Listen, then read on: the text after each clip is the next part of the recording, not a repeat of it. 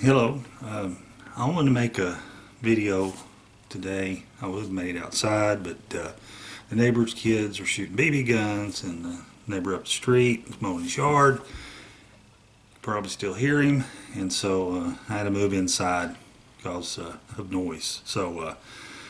But what I wanted to talk about, there's several questions that keep coming up, keep recurring, and I may have addressed them on earlier videos, but they continue to come up as new people come on and discover my site, discover Steve, or discover Dave's site, and then the questions come, and I feel like you got to keep repeating and addressing that, and that's okay. I mean, that's part of growing and getting the word out. Is sometimes you have to go and relay the basics. But what I wanted to talk about today was something that a lot of people have trouble with wrapping their head around, and that's the Sasquatch and the ability they have to locate people, to locate electronics,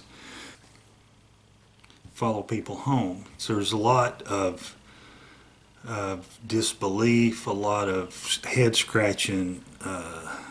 People just can't believe it. They're like, "Well, I don't get it. I don't. They can't. I don't understand this." And to be honest with you, some of the hardest people to get to wrap their head around this is military people or former military. I get all kinds of emails from guys who just got out of the military or still in, and like, look, I'm a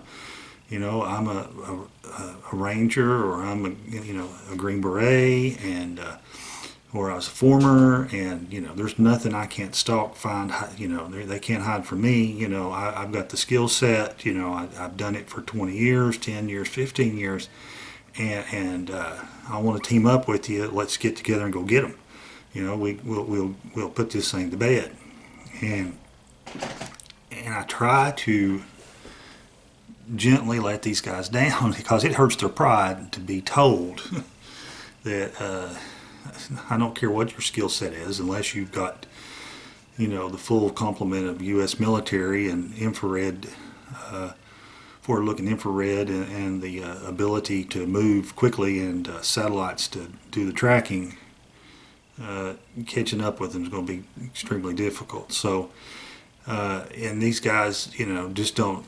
It's hard for them to understand how something like this can get the drop on them, and literally know you're in the area before you get there, or right as you get there. And so there's no sneaking up on them. There's no camouflage that you can put on yourself that will hide you from them, because they're not using visual sight to locate you. And see, that's the hard part for people to understand. It's not a visual thing. And and the same thing with electronics. They can locate electronics. Now, of course, you could make the argument, well, they watched you put the trail camera up, but that's not in all cases. And you can ask Rich Gameau. He was co-founder of the Olympic Project. They made fake rocks, fake stumps. They hid these things all over the place, and the Sasquatch would just zero right in on them regardless. And these were ones that were placed for months in remote areas on high traveled game trails. And yes, they did get some craziness. They did get the Sasquatch licked it, stuck their eyes in it, and sometimes they would mess with them, but it was obvious the Sasquatch knew where they were. So that is a very common question, is how do they find me, or how do they know I'm in the woods? And number two, if they follow me, how do they locate me? And number three, how do they find this technology? Now, what I'm going to do is kind of give a quick course on some physics and the way that I think the world works, and I think the way the Sasquatch use these things. I think the Sasquatch have a knowledge that we don't. And it's based on the Tesla technology, and if you want to do a rabbit hole study, go look at Tesla and look at what he's done. But it's we live in an electromagnetic world, or a magno-electronic world, either way you want to say it. And you got to understand that basically the ground is negative and the sky is positive, and the farther up you go, the greater the charge differential. And so the Sasquatch know this. We have what's called an ether. In other words, it's not just, there is air, and in that air there's it's just like a thinner version of water. And so, in that, it's not, of course it's not as thick as water, but it does, you can't see but only so far. You have, there's a visual acuity there, and you have a limited range because of the particulates in the air, whatever they may be. And things, different gases, go to different levels in the atmosphere, etc. So the Sasquatch understand this. They understand there's literally energy in the air. Again, that goes back to Tesla. There's actually energy in the air. You can draw it out of the air. Kids do it all the time, and every now and then you'll see a kid that does a little Tesla circuit and takes a little pole, runs it up about 4 or 5 feet, and runs a clock radio on it because it pulls the electricity out of the air. It's already there, and the circuit gathers it in the capacitors, and then when it gets to the certain voltage of the capacitor, it gets released and it runs the battery, or runs the fan, or whatever the little kid's running. Same principle, the Sasquatch know this. And they also know that basically sound magnetism and electricity are all interchangeable. It's kind of like water. That's the same thing. You have water or H2O can be a liquid, a solid, or a gas. Same thing with electricity and magnetism and sound. They're all interchangeable. One can create the other creates, vice versa. You can use magnetics to create electricity. You can use electricity to create magnetics. You can use sound to create electricity. You can use sound to levitate and to offset. And so all those things work together. So that's the tools that the Sasquatch have to work with, and they know inherently how to use them. And another thing that human beings don't realize, people don't realize, but your heart beats, and every time your heart beats, it creates an electromagnetic wave, and in a toroid form. And everybody's signature is unique, and so your little body's electric. Our bodies are electric, so to speak, and so every time that heart beats, you get that toroid. You're literally putting out an aura of your own magnetic field, electromagnetic field. I am of the opinion, after more than 10 years doing this and studying, going all down the different rabbit holes, that the Sasquatch are sensitive to that electromagnetic pulse, or they can sense it and feel it. So it doesn't matter how camouflaged you are, it doesn't matter if you're, I don't know of any way to block it, I don't, tinfoil hat, whatever. So basically they know when you hit the woods, because they can feel you, they can sense that. In other words, they can sense it in all animals, but human beings' signature's different. So boom, as soon as you hit the woods, they know it. Now there's other abilities they have as well that help them know it. I mean, that's just one. They do have a ability to do what's called a psychic ability, mind speak, or to do ESP. They have that too. So so now they've got you twice. They can sense your electromagnetic pulse, and they can also sense your presence, your intelligence. You're there. They can sense that. So they got you. Basically, now they got two things that can hone in on you, and then of course they've got their natural senses. And so this is how, in my opinion, most likely they know you're there before you get there, or right as you arrive. And they know, Steve has told me, he said, I didn't, there's been times where it's like they knew where I was coming or that I was coming before I got there. But there's no way they could see me, and there's no way they knew what was in my mind, so to speak, maybe. But they knew I was coming. Same thing with electronics. The Sasquatch can use and produce infrasound. That's a low frequency sound. And low frequency sounds can do some really interesting things to the human body and to other things. Everything has a resonance frequency. And so basically that's the frequency at which you'll vibrate.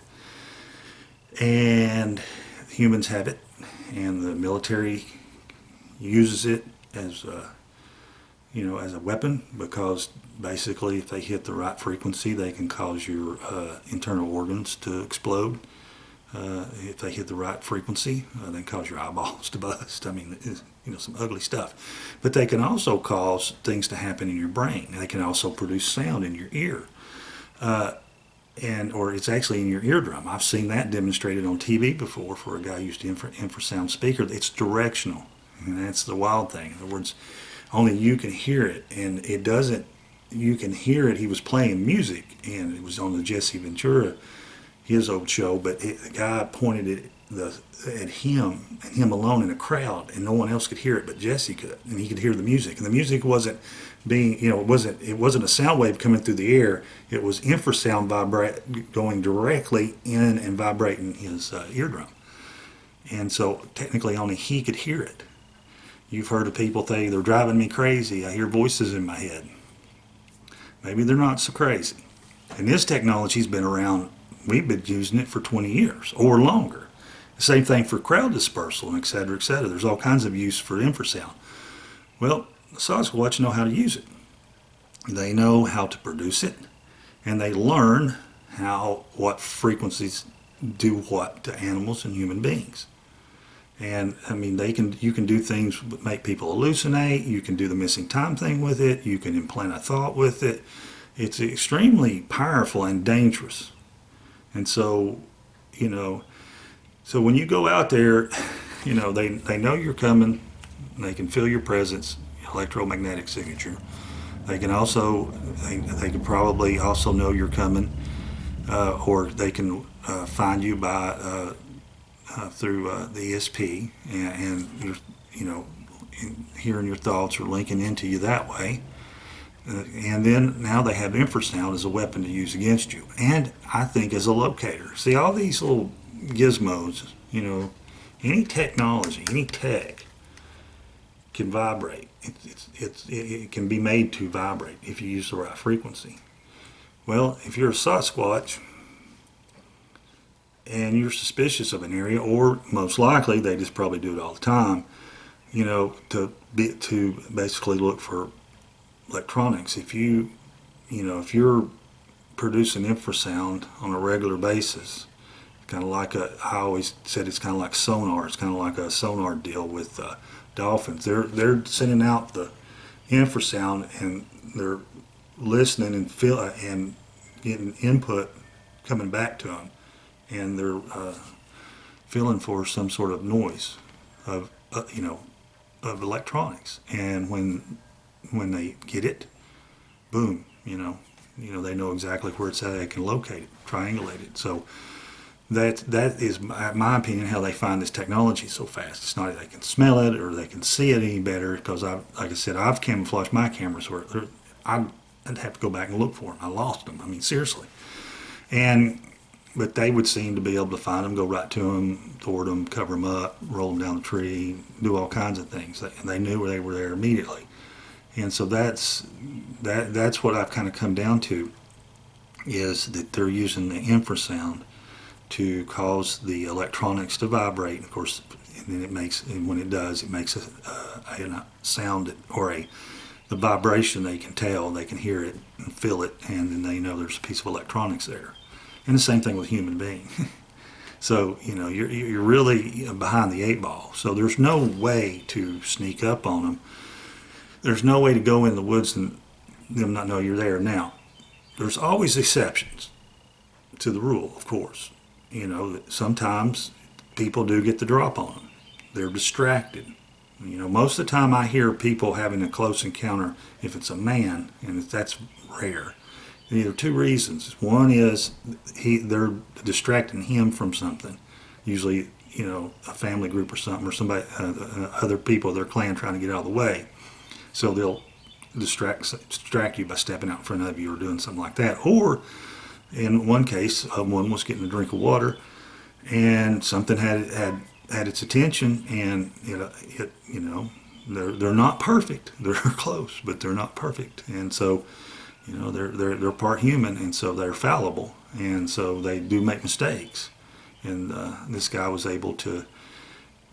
walking very fast on an exercise hike, and he came up around it was kind of where you can come up a curve and over a little hill, and then at the bottom of the hill, about 30, he said about 30, 40 feet away was a small stream. Of course, the stream was making noise, and the Sasquatch was getting a drink, and he was able to surprise it. So it happens, but it's rare. But it does happen. Hunters sometimes will get into an area very, very early in the morning, and the Sasquatch will walk by.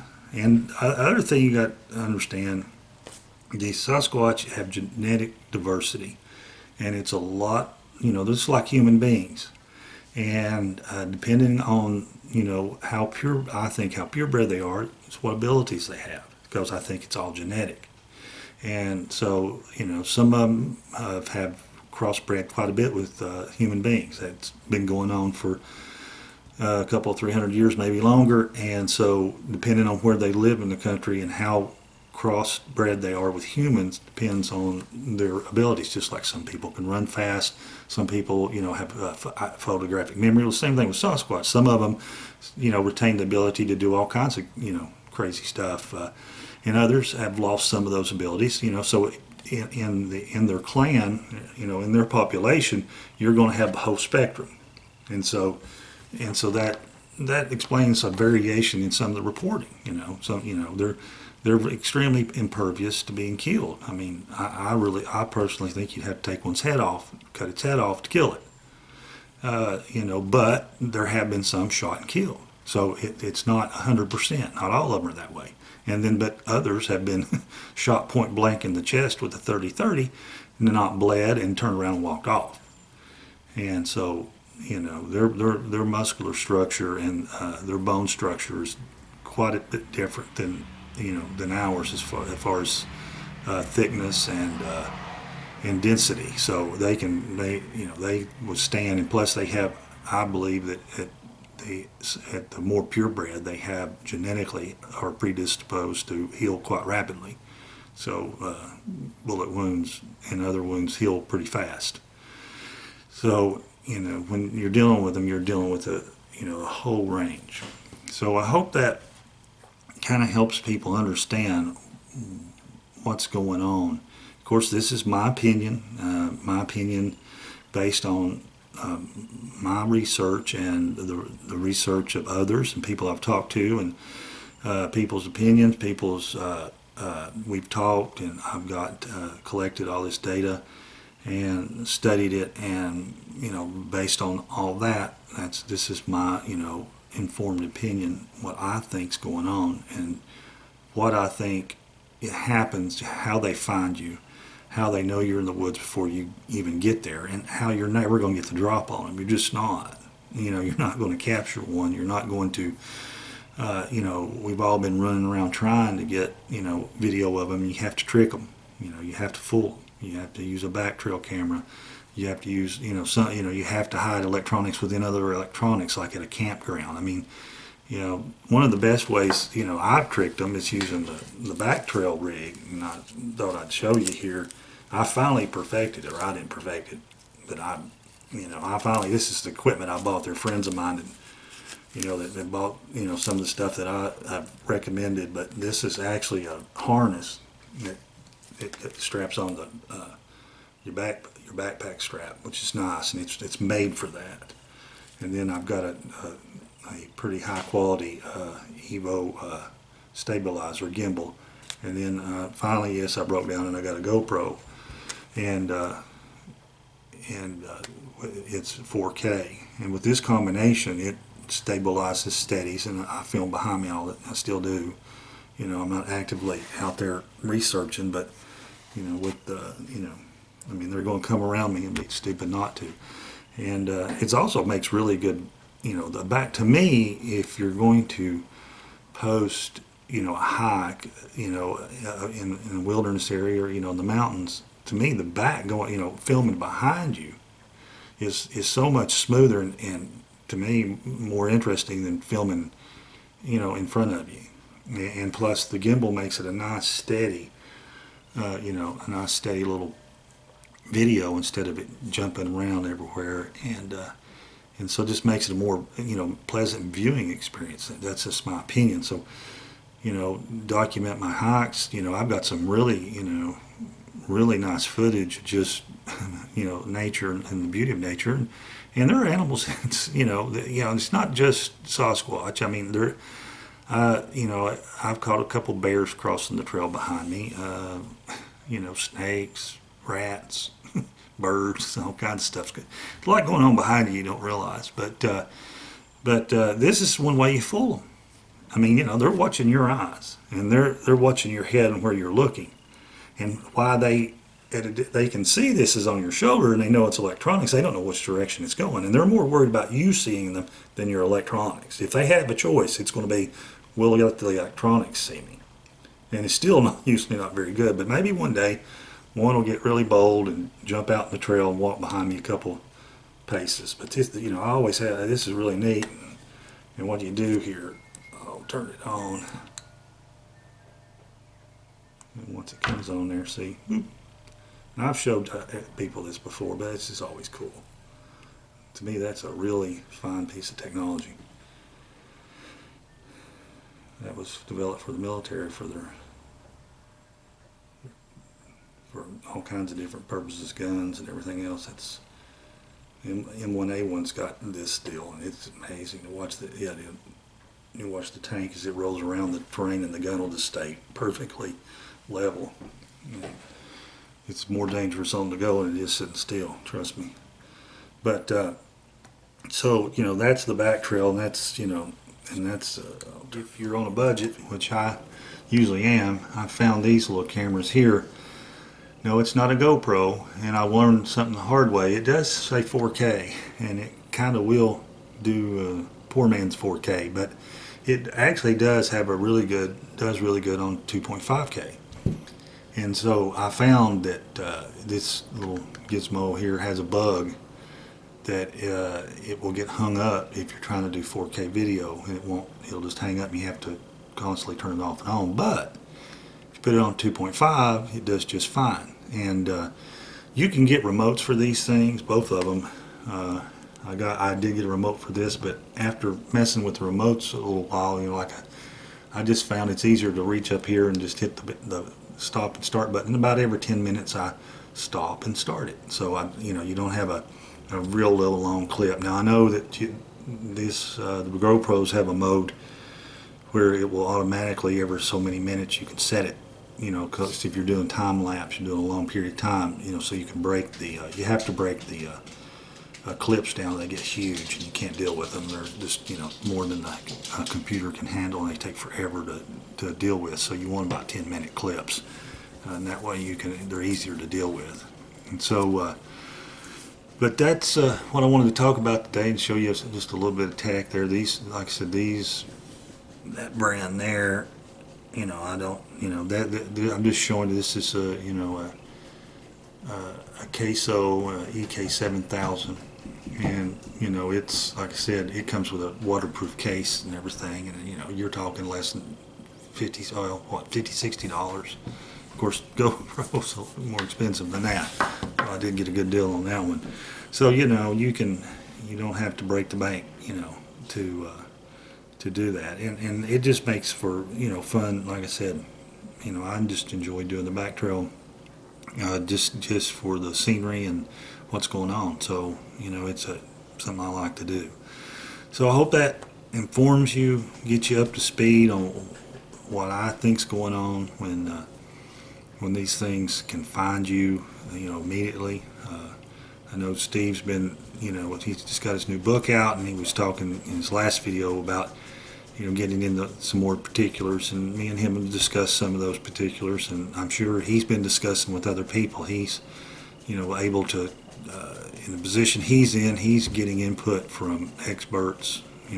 There are no experts, but I guess, people of extreme knowledge, a lot more knowledge than I have, all over the world, just not, I have my research and what I've studied here, in East Tennessee and what's happened to me, and he's able to get input from, hundreds of people just like me that have had these experiences, and some even more, some, Randy Bisson and some other people, have had a lifetime of experiences and have a wealth of knowledge. So, he's gathering a treasure trove of solid facts and, about what's going on, what these things are, and is going to be able to present that. He's going to present in the book, and he has some other projects, so that's coming along eventually. He's so busy, and we're all busy. And real quick, for those who have emailed me, I'm trying to get through them. I work a full-time job, so I try to take an hour, every day or two when I have time, and and answer emails, and I'll get to them. I don't have the volume of Dave or Steve, but I got, I'm still getting them, but I have a full-time job and a family, and so. But if you've emailed me and I haven't responded, I'll get to you.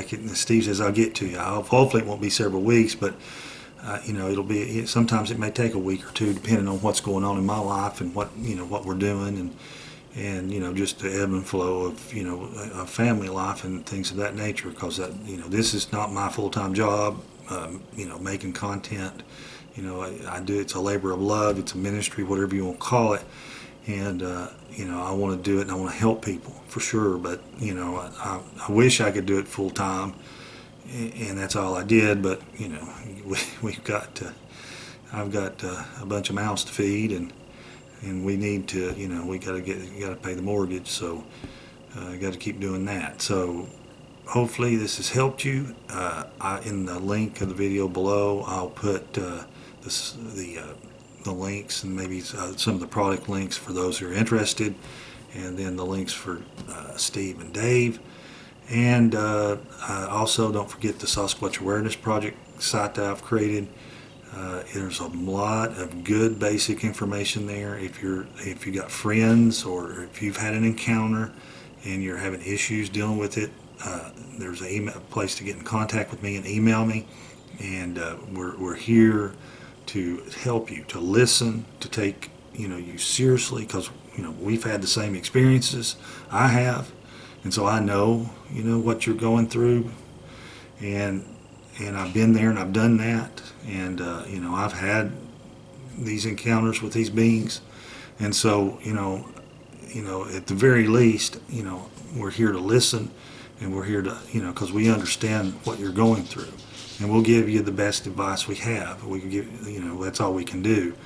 And sometimes there's no answers to some of these questions that people have. It's just the fact that we listen, and that we're here for them, and that we'll support you. Whether it's through prayer or through, encouragement, or whatever we can do.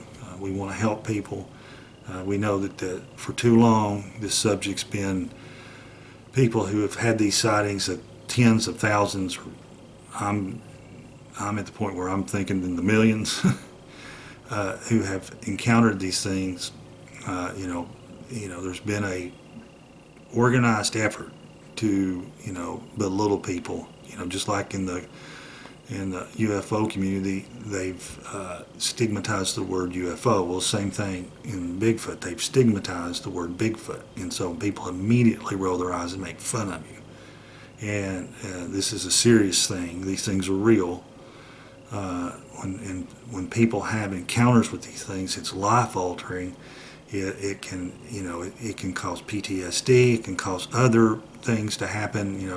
People can get obsessed with it, and it just disrupts their life. It disrupts their family life. It disrupts everything. And so we're here to help, to do what we can.